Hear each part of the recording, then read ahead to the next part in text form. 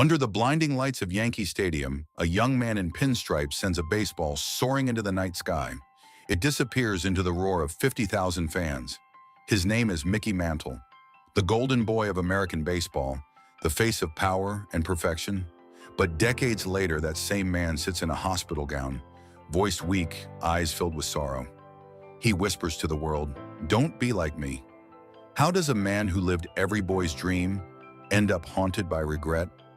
This is the story of a hero born from a father's dream, shaped by pain and remembered for both brilliance and brokenness. He hit 536 home runs, inspired generations, and died wishing he had lived differently. Stay until the end, because the truth behind Mickey Mantle's smile is more heartbreaking, more human, and more unforgettable than you could imagine. Before he was a legend, Mickey Mantle was just a barefoot kid running through the dusty streets of Commerce, Oklahoma, a tiny mining town where dreams were buried as deep as the coal shafts his father worked in. His family lived humbly, the air always thick with the smell of iron and oil. But inside that small wooden house, something extraordinary was taking shape.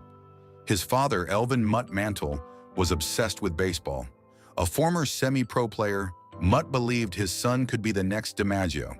From the time Mickey could hold a bat, his father trained him relentlessly. Mutt made him a switch hitter, forcing the boy to hit left-handed one day, right-handed the next. "If you can do both," Mutt said, "you'll never sit on the bench." But greatness came with pain. At just 15, Mickey was nearly forced to have his leg amputated after a brutal football injury caused osteomyelitis, a rare bone infection. Doctors told him he might never walk again. For a moment, it looked like his father's dream and Mickey's future would end before it began. Then came a miracle. A new drug called penicillin had just been introduced. It saved his leg and saved baseball history.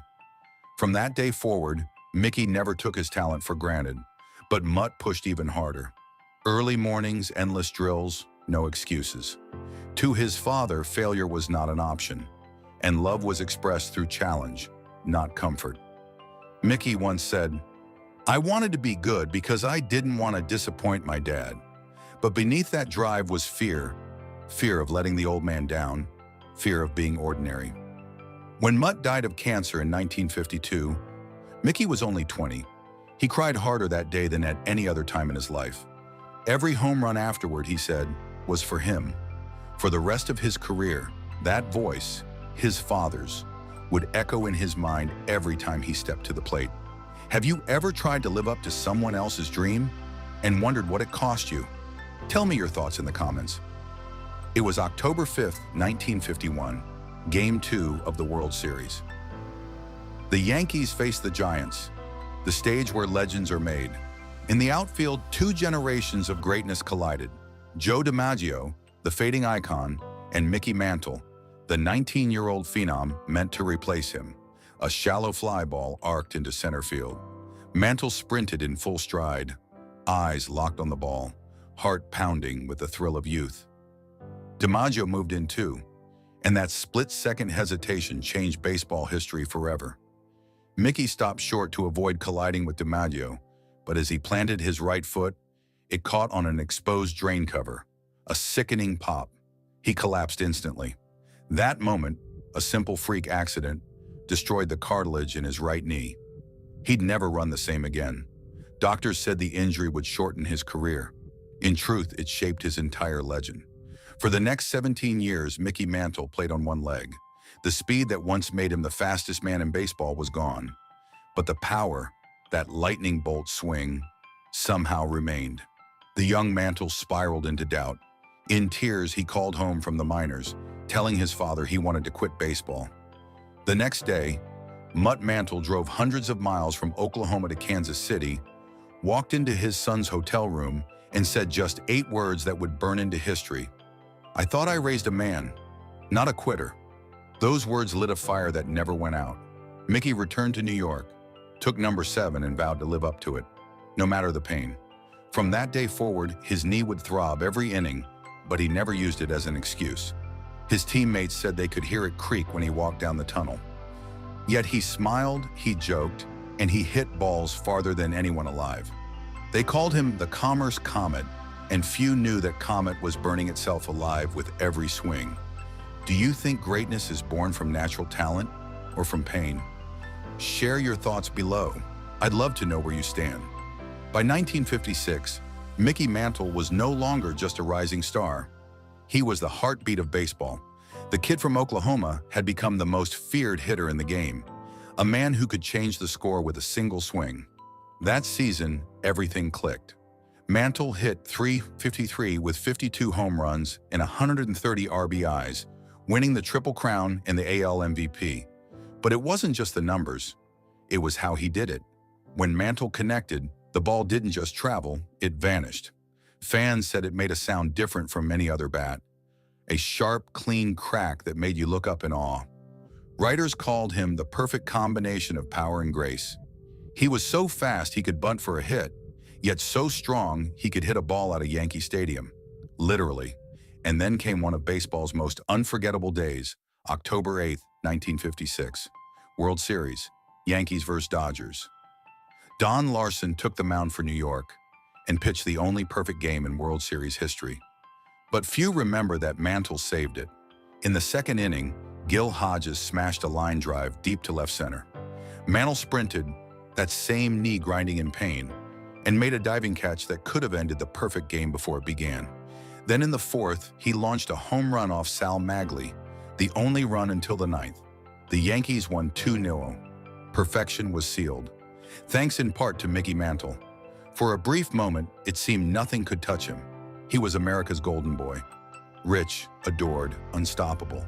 He laughed off pain, drank with teammates, and filled stadiums wherever he went. But even as he smiled for cameras, the truth was beginning to show. The pain in his leg worsened.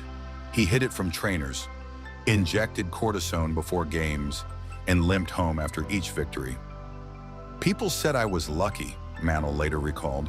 They didn't see the ice packs, the pills, the nights I couldn't sleep. Yet through that pain, he kept hitting, kept running, kept giving fans a reason to believe in something perfect, even if he no longer was. If you could travel back in time to witness one baseball moment, would it be that perfect game or one of Mantle's 500-foot homers? Comment your answer below. I'd love to hear which moment you choose. The summer of 1961 was unlike any other. Baseball was electric, and all of America turned its eyes to two men in pinstripes, Mickey Mantle and Roger Maris. Together, they were chasing the unthinkable, Babe Ruth's record of 60 home runs in a single season. But what began as friendly competition turned into a psychological war. The media made sure of it. Every headline screamed Mantle versus Maris. Mickey was the fan favorite, handsome, charming, the beloved Yankee heir. Maris, quiet and awkward, was painted as an outsider trying to steal the throne. The pressure grew unbearable. Mantle, already struggling with constant pain, began to unravel. He played through infections, knee flare-ups, and sleepless nights. Reporters followed him everywhere, from the ballpark to the bars, hungry for cracks in his armor. Despite everything, the race was neck and neck. By late August, Mantle had 54 home runs, just 6 shy of Ruth's record. He was on pace to make history. Then fate intervened again. An abscessed hip from a painkiller injection forced him into the hospital. The infection spread quickly, and within days, his season was over. Maris went on to hit 61, breaking the record. Mantle could only watch from his hospital bed, pale and exhausted. Fans cheered Maris, but many still said the record belonged to Mickey. Even Maris himself admitted later, "If it couldn't be me, I wish it had been Mantle." Behind the applause, Mickey felt something heavier than disappointment. He wasn't angry at Maris. He was angry at himself, at his body, at the cruel pattern life seemed to follow. Every time he touched greatness, something tore it away. When he returned the next season, he was slower, more cautious, and the pain never left. Yet every time he swung the bat, the crowd still roared as if he could erase time itself. That year became a metaphor for his life, a man chasing something that always slipped just beyond reach. If you were in Mantle's shoes that year, would you have kept pushing through the pain or walked away before it destroyed you? Share your answer in the comments. This is where fans always disagree. By the mid-1960s, every step Mickey Mantle took was a battle. His right knee was almost gone, his hip barely held him upright, and yet, when he stood in the batter's box, something magical still happened.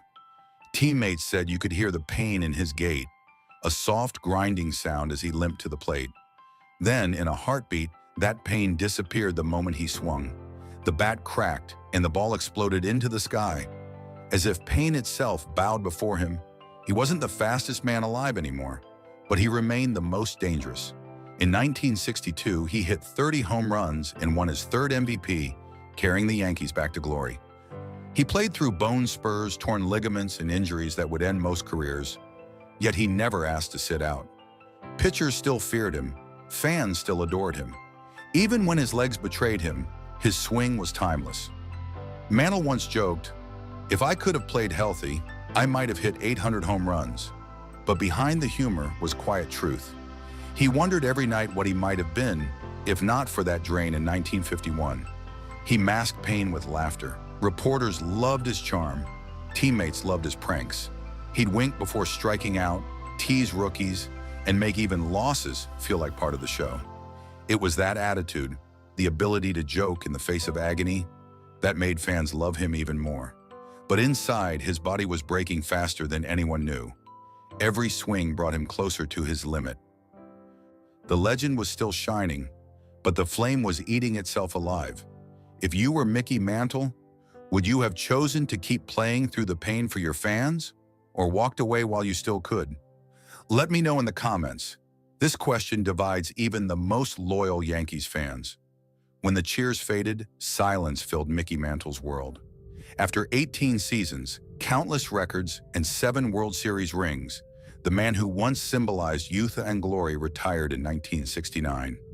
His number 7 was retired by the Yankees, a moment of triumph. But for Mickey, it felt like the end of everything that gave his life meaning. He had lived his entire existence inside stadiums. Now there were no crowds, no adrenaline, no father to impress, only pain and time to think. The years that followed were dark. Mantle's injuries had left him dependent on painkillers, and soon after, on alcohol. He drank to numb the aches, not just in his legs, but in his heart. He watched his marriage crumble, his friendships fade, and the myth of the Mick blur into tabloid stories about bar fights and late-night escapades. He was America's hero, turned cautionary tale. By the 1980s, his health had collapsed. His liver was failing, his body aged far beyond his years. But what truly broke him wasn't physical, it was guilt. He'd seen so many of his teammates die young from drinking and illness, and he knew he was heading down the same path. In 1994, a 63-year-old Mantle checked himself into the Betty Ford Center, finally admitting what he'd denied for decades. Cameras captured him speaking to fans, eyes heavy but honest. "God gave me everything. I just blew it." A year later, in 1995, doctors discovered he had liver cancer. Mantle received a transplant, but the cancer had already spread. He told reporters, "I'm not a role model. Don't be like me." Those words, simple, raw, human, touched America's heart. For the first time, the legend dropped his mask and spoke as a man full of regret, not pride. Tens of thousands sent letters, not of anger, but forgiveness. In those final months, Mickey used his fame for one last cause: organ donation awareness. His message saved lives, even as his own slipped away. When he passed on August 13, 1995, Yankee Stadium went silent. Fans left flowers, gloves, and baseballs around his statue. The boy from Commerce had finally come home.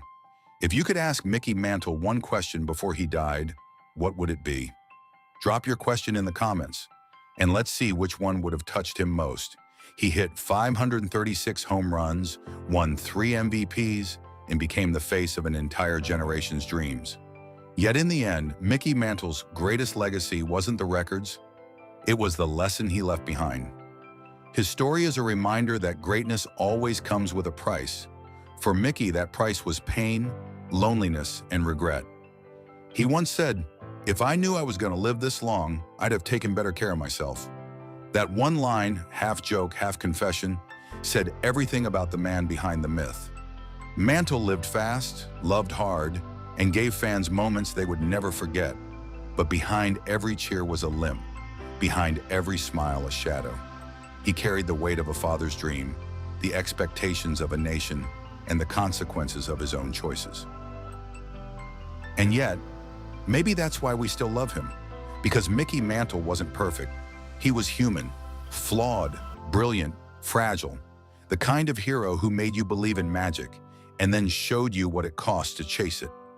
As the sun set on his final day, Yankee Stadium played silent highlights of his career. Home runs soaring through the night. That unmistakable smile frozen in time. He may have died regretting it, but the world never regretted loving him. Before you go, tell me in the comments, what part of Mickey Mantle's story moved you the most?